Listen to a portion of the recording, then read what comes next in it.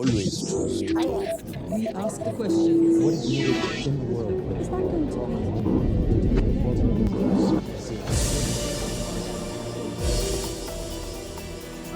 South Sudan, not a failed state, but hardly a stable country. A vicious civil war broke out in late 2013, leaving tens of thousands dead, hundreds of thousands displaced, and an economy in ruins. There's no money, and a deal with international donors has yet to be implemented. Machar's delayed but much publicised return should mean a positive working relationship with his arch-rival, President Salva Kiir. The key question, can they work together? Today on Talk to Al Jazeera, we're inside the presidential compound in Juba, the capital of South Sudan. We're going to bring together the President and the first Vice President, Salva Kiir and Riek Machar. The same question to both of them. What can you do to solve the many problems facing what is the world's youngest country?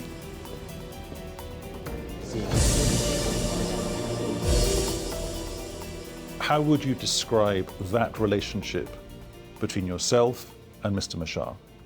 Well, we are friends, and we have been friends for many years. Until when this incident happened in 2013. But after putting everything right, Mr. Machar joined me, and we are now working together again. We are friendly, to say so. Your critics would say that you're not displaying enough unity at the moment. How do you get more unified so you can begin to solve the problems facing your country? We are unified now. What is seen by the outsiders is whatever they would want to see, and they would want to say whatever they want to say. But as the government of national unity, we are functioning smoothly. Yesterday we were in the Council of Ministers. According to figures that we've got from the African Union, the United Nations, I'm assuming these figures have been sanctioned by your own government.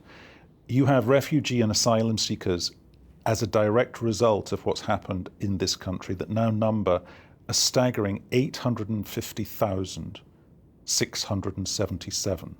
That's the number of people directly affected, on top of which 180,000 people are crammed into refugee camps inside the borders of what is the world's youngest country.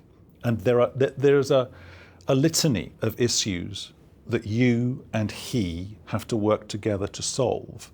In real terms, in practical terms, what are you doing to solve those issues? There's no money in the system. Right, that you brought that question of money. Because whenever there are displaced people or there are refugees, the solution is always money, so that you can settle them, and then you get them food, medicines, everything, so that they live comfortably, whether they are your citizens or foreigners. So our problem is money. We have no money. Your line seems to be, we have no money. You want money from international donors, which is a perfectly fair claim on your part. The donors, however, say, we will not give you money until you get genuine security and stability. That's the starting point. So if that's the starting point, what do you do to get stability and security? When you deal with a hungry person, don't expect that hungry person to be listening to whatever you are saying. How matter nice words that you will tell him or tell her, will be thinking of his stomach. And the international community have been shifting their goalposts from the beginning. They said they cannot help the government unless you sign the agreement. We signed the agreement in August last year. They said again that we will not assist your government until you formed the transitional government of national unity. And that has been our problem. Dr. Riek Machar refused to come to South Sudan. He stayed outside. He might have been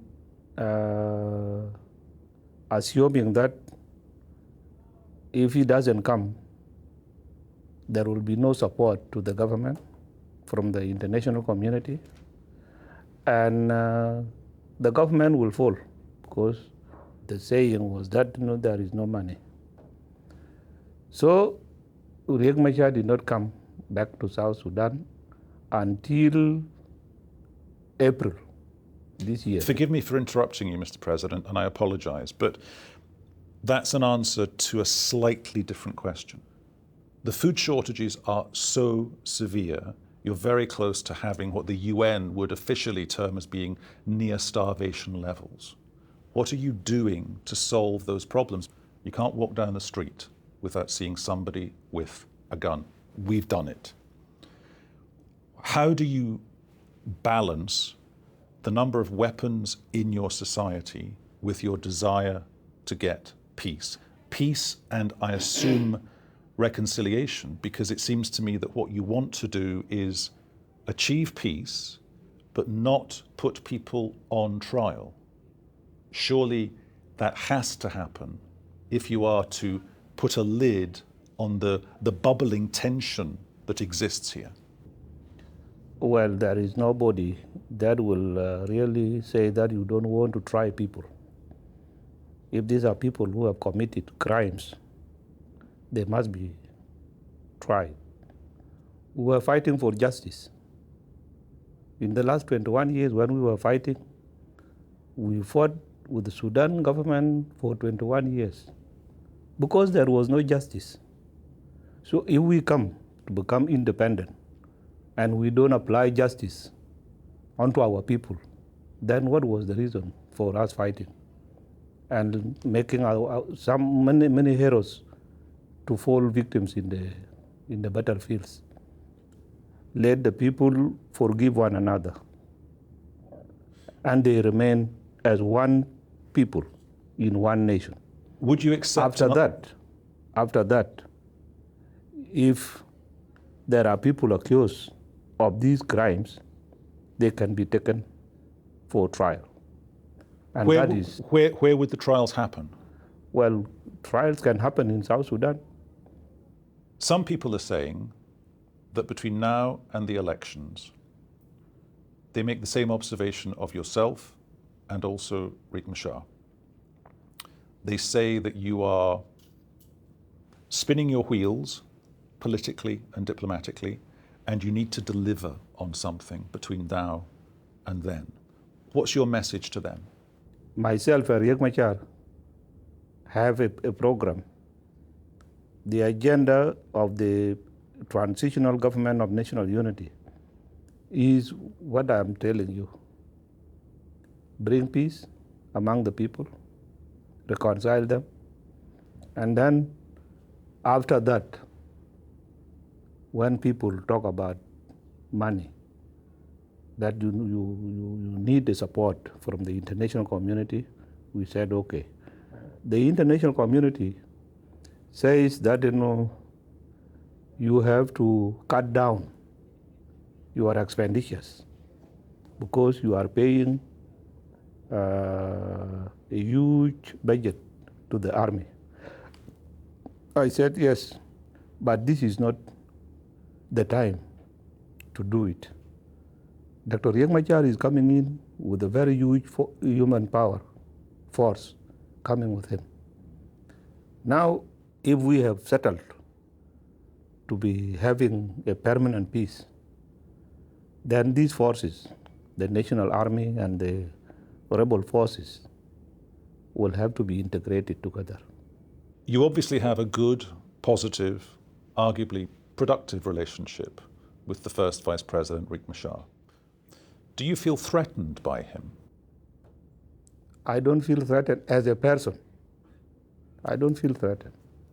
If you had agreed to be interviewed with Mr. Machar on camera today, what would be your central message to him and to the people in this country who support him before they support you? Well, I don't want to predict the message because we were told that when we go to the press, we must go to the press with a coordinated message, agreed message. Who told This you is that? what You're the president. Who is there to tell you this? We are, where are you coming from? You are the people who are telling us that you do this or do that. I'm now just like a child, being ordered by everybody. What's your message to Riek Machar? When you preach messages of hate, probably you are to divide the people. And the messages which were being preached during the conflict, especially by Mr. Machar, were a message that can divide people for good. So even if I appeal to them, there were so many people who were left inside. They did not join Riek Machar, although being from his tribe. The problem that we are not moving smoothly on the implementation of the agreement are the issues, the way the agreement was designed. And when I signed this agreement in August last year, I said it in front of the presidents of IGAD. I told them that this agreement was not made to be implemented. So you signed up to an agreement that you believed was essentially wrong. It was wrong. It was broken before it started. It was wrong because even to sign it was a problem. They said if there is a wrong sentence in English, don't correct it.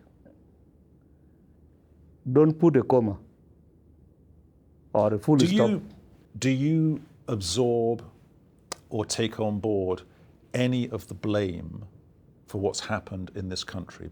Well, I did many times that I have stood up in front of my people, in front of all the cameras, to tell the people of South Sudan that I'm sorry. Had we not behaved the way we were behaving as the leadership of this country, we could have not thrown our people into this meaningless war. And that I'm working hard to see into it that peace comes back to our country. I said it many times. I apologized to the people many times.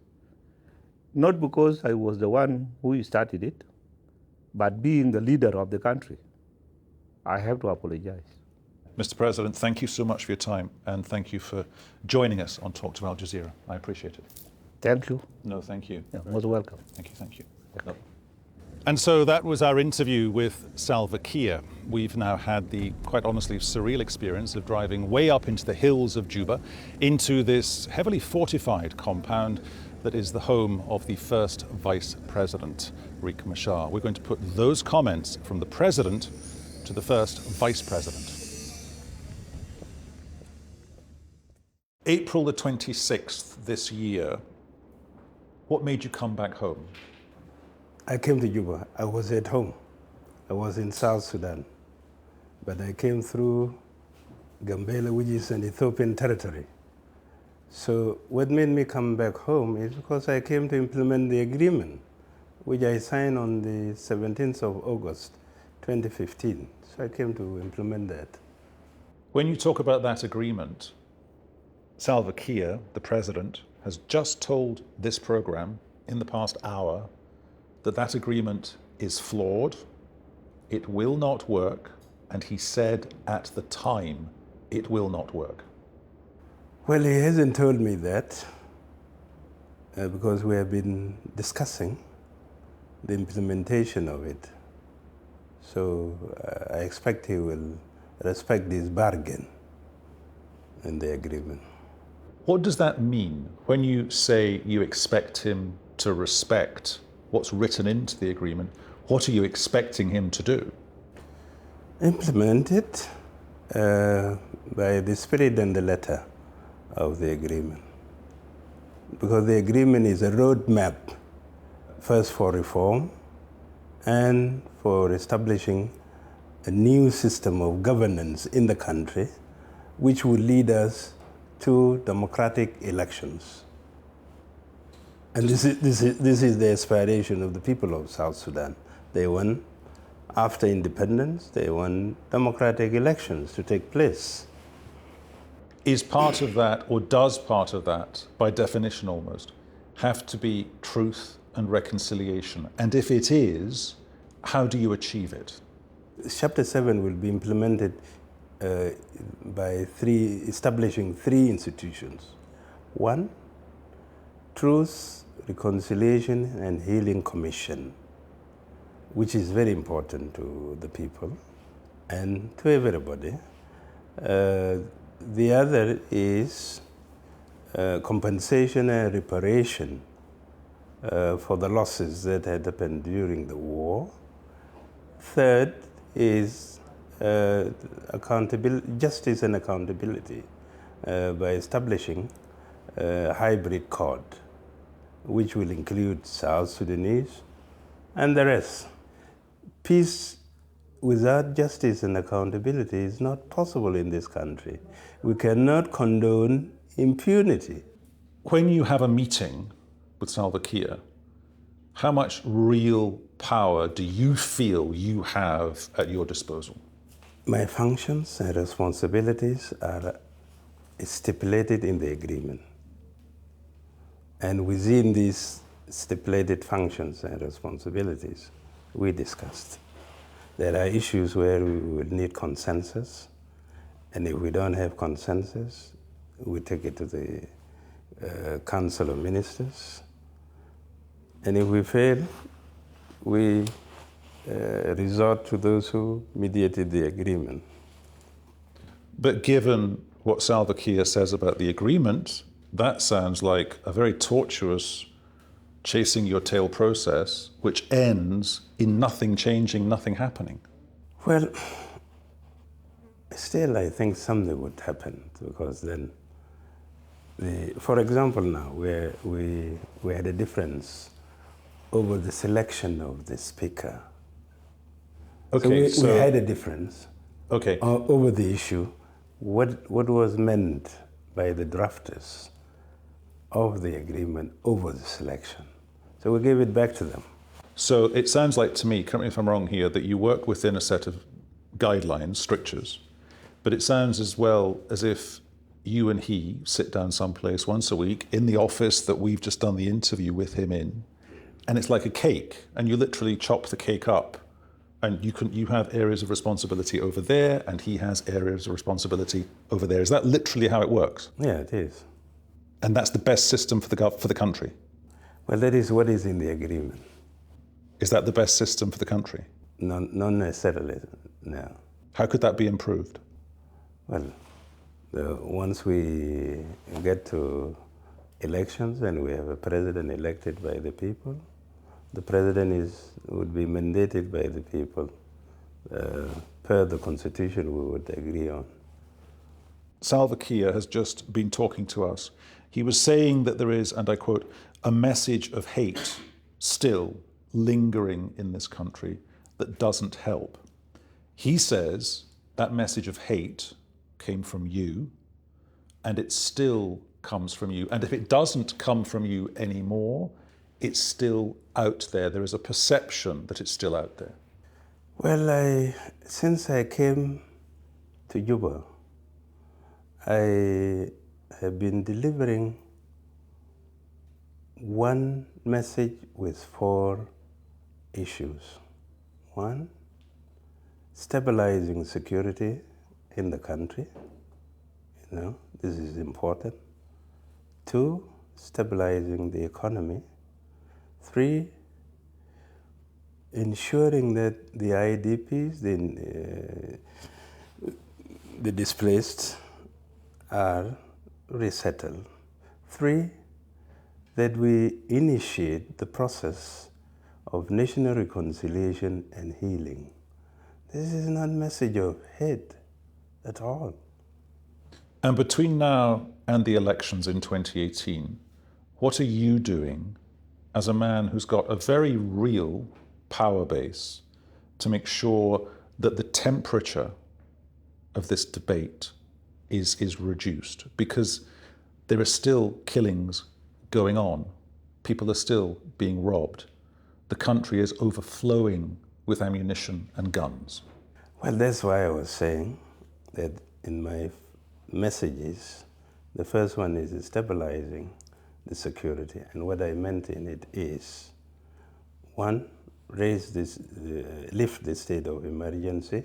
2nd is to agree on cantonment of forces from both sides so that nobody goes about carrying a gun, and ensuring within the process also ensuring that Juba and other cities in South Sudan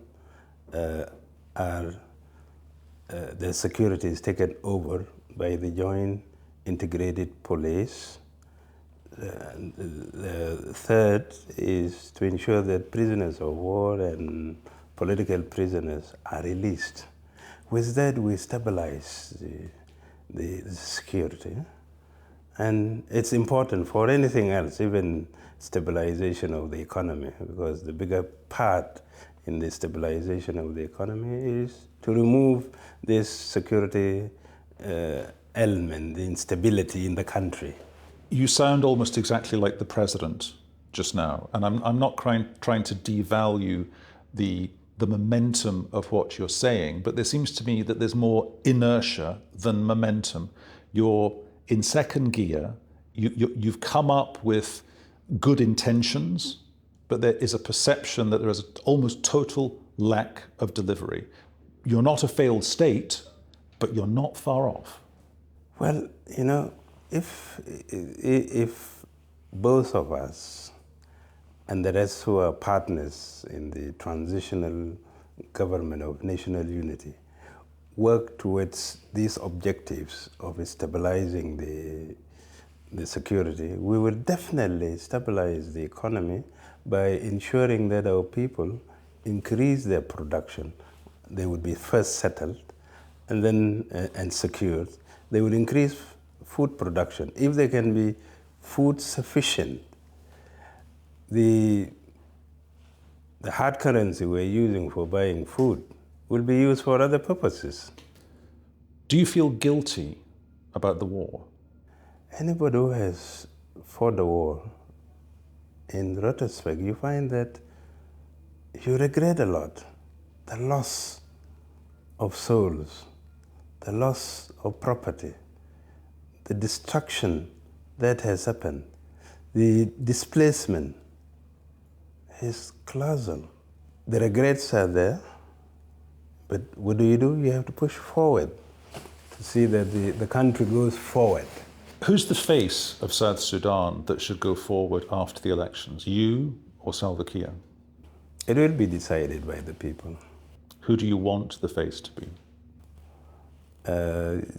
If the people elect me, I would accept it.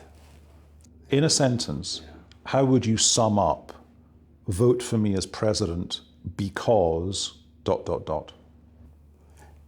First, I will tell them there's prospects. The country will be prosperous. The country will be united.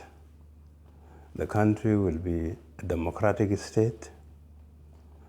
They would enjoy freedoms. Post-elections, you're no place. You're in the political wilderness after the elections. I'm at home. You're at home. I would be at home. You're at home, channel hopping. Okay, yeah, watching the movie channel. You're at home. What do you do next? Write my memoirs. That takes 3 months. What do you do after 3 months? Write another book. Okay, it doesn't sell very well. Are you then a spent? Are you then a spent force politically? Do other things. Riek Machar, thank you very much. Thank you. Thanks for talking to us on Talk to Our Thank you. I appreciate it. Thank you.